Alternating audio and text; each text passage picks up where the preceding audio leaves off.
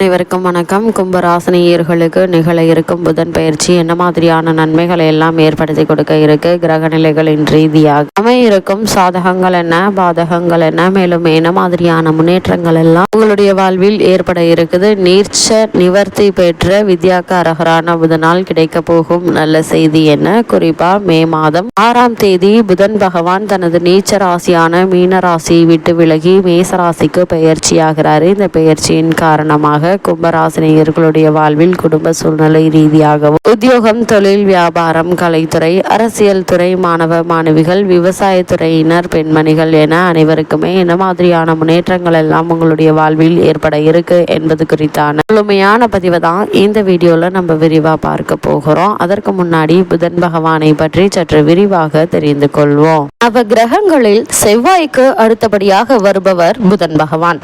மனிதனாக பிறந்து மனோதிடம் மற்றும் உடல் வலிமையுடன் இருப்பது மட்டும் போதாது. மனிதர்களுக்கு வரமாக இருக்கும் இவற்றை அவர்கள் பயன்படுத்தி தன் இனத்தின் முன்னேற்றத்திற்கும் மற்ற இனத்தின் அழிவில் இருந்து அவைகளை காப்பாற்ற வேண்டும். அதற்கு அவர்கள் மதிநுட்பத்துடன் செயல்பட வேண்டும். மதிநுட்பம் பெருக வேண்டுமாயின் பல கலைகளை கற்று தேர்ச்சி பெற வேண்டும். சில கலைகளை குருவில்லாமலும் பல கலைகளை குருவிடமும் இருந்து மட்டுமே கற்றுக்கொள்ள முடியும்.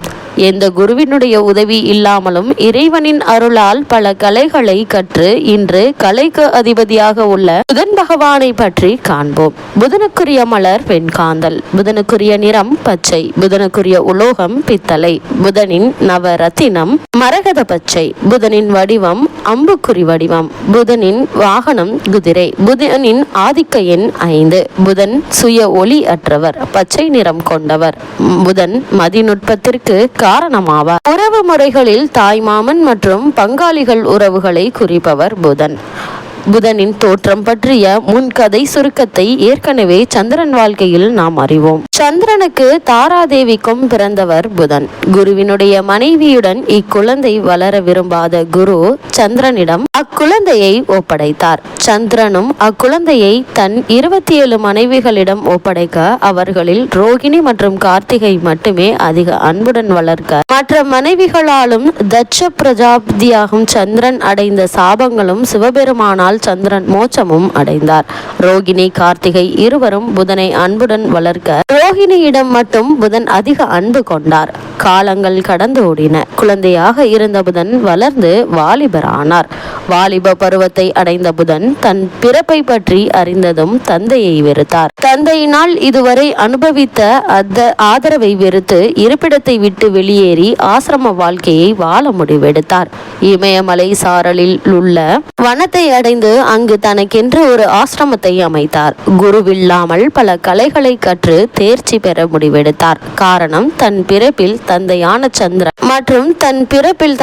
சந்திரன் மற்றும் குருவின் மனைவி தாராதேவி செய்த தவறினால் குருவினை வெறுத்தார். குரு இல்லாமல் சில கலைகளை கற்ற புதன் பல கலைகளை கற்க முடியாமல் தவித்தார்.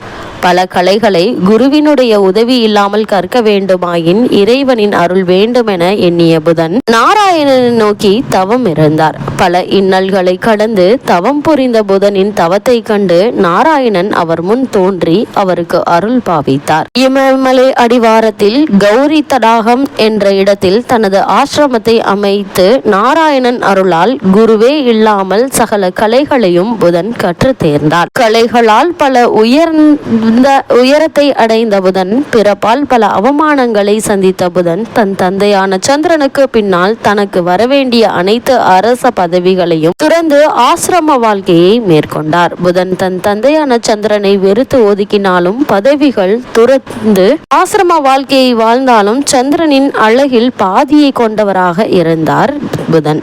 சகல கலைகளையும் கற்று அழகிய உருவ அமைப்பை கொண்ட புதன் கண்ட தேவ மாந்தர்களில் ஒருவர் அவரிடம் தன் மனதை பறிகொடுத்து தன்னை ஏற்றுக்கொண்டு தனக்கு இன்பத்தை அளிக்குமாறு வேண்டினான். தன் பிறப்பின் விஷ்ணுவினால் ஏற்பட்ட அவமானங்களை இனி எந்த ஒரு குழந்தையும் அனுபவிக்க கூடாது என்று எண்ணி அந்த தேவமாதர் எவ்வளவு வற்புறுத்தியும் மனம் இறங்காமல் இருந்தார் புதன்.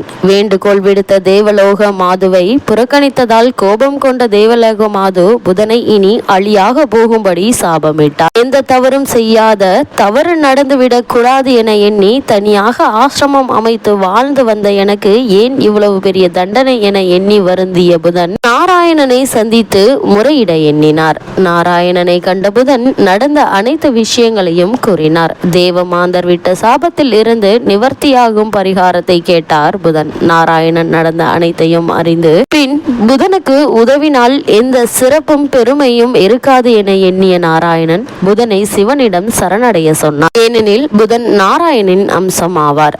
தன் அம்சத்திற்கு தானே உதவுவது சிறப்பல்ல என எண்ணினார். நாராயணன் கூறிய அறிவுரையின்படி புதன் சிவபெருமானை காண விரைந்தார். சிவபெருமானை கண்டதும் வணங்கி தனக்கு ஏற்பட்ட நிலையினை கூறி தனக்கு விமோச்சனம் அளிக்குமாறு பணிவுடன் கேட்டார். சிவபெருமான் புதன் விஷ்ணுவினுடைய அம்சம் என்பதையும் புதனின் பிறப்பின் அவசியத்தையும் உணர்ந்து அவருக்கு சாப விமோச்சனம் வழங்கினார். சோழ நாட்டில் உள்ள திருவெண்காடு ஸ்தலத்தில் உள்ள 3 குளத்தில் நீராடி அங்கு வீற்றிருக்கும் தன்னையும் தேவியையும் பூஜை செய்து வந்தால் சாப விமோச்சனம் பெறுவாய் என்று அருள் புரிந்தார். சிவபெருமானின் அறிவுரையின்படி புதனும் திருவெண்காடு சென்று அம்மையையும் அப்பனையும் வணங்கி சாப விமோச்சனம் பெற்றார். இதனால் புதன் அழி எனும் சாபம் நீங்கி தன் சுய ரூபத்தை பெற்றார். இவ்வளவு மேன்மைகள் கொண்ட புதன் பகவான் மே மாதம் 6ஆம் தேதி மேச ராசிக்கு புதன் செல்கிறாருங்க. உங்களுடைய ராசிக்கு பஞ்சம அஷ்டமாதிபதியான புதன் 3ஆம் இடத்தில் சஞ்சரிக்கும் போது சகோதர விரோதங்களை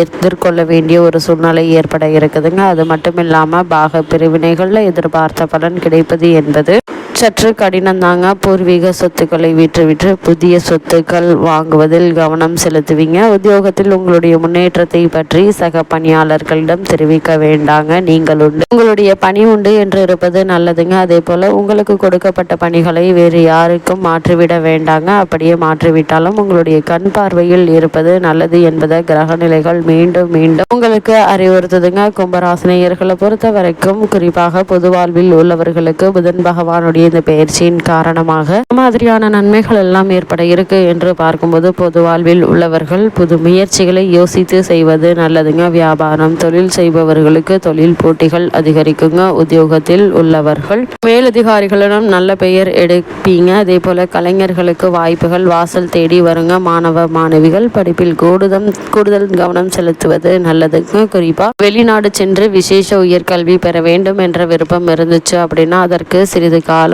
எடுத்துக்கொள்வது நல்லது என்பதை கிரகநிலைகள் உங்களுக்கு அறிவுறுத்துது. கும்பராசி சேர்ந்த பெண்மணிகளுக்கு வேலை பளு அதிகரிக்குங்க. உடன் இருப்பவர்களுடைய அனுசரிப்பு குறைவதால் சற்று அதிருப்தி ஏற்படக்கூடிய ஒரு தருணமாக தான் இந்த புதன் பயிற்சி அமைஞ்சிருக்குதுங்க. அது மட்டும் இல்லாமல் இந்த காலகட்டங்களில் அர்த்தாஷ்டம குருவாக இருப்பதால் அலைச்சல் அதிகரிக்குங்க. ஆரோக்கிய தொல்லையும் உண்டுங்க. உத்தியோகத்தில் உழைப்புக்கேற்ற பலன் இல்லையே என்று ஆதங்கப்படுவீங்க. தொழிலில் புதிய கூட்டங்களில் வந்து இணையலாங்க. இடம் மாற்றம், ஊர் மாற்றம், வீடு மாற்றம் ஏற்படுவதற்கான அறிகுறிகள் தென்படுங்க. இக்காலத்தில் வியாழக்கிழமை தோறும் விரதம் இருந்து குரு கவசம் பாடி குருவை வழிபடுவது நல்லது என்பதை கிரக நிலைகள் மீண்டும் உங்களுக்கு அறிவுறுத்துது. அது மட்டும் இல்லாம கிரக நிலைகளின் ரீதியாக கூறப்படும் பரிகாரம் என்ன என்று பார்க்கும்போது இந்த மாதம் இந்த தருணங்கள்ல ராகு கேது வழிபாடும் உங்களுக்கு எண்ணற்ற நன்மைகளை ஏற்படுத்தி கொடுக்கும்.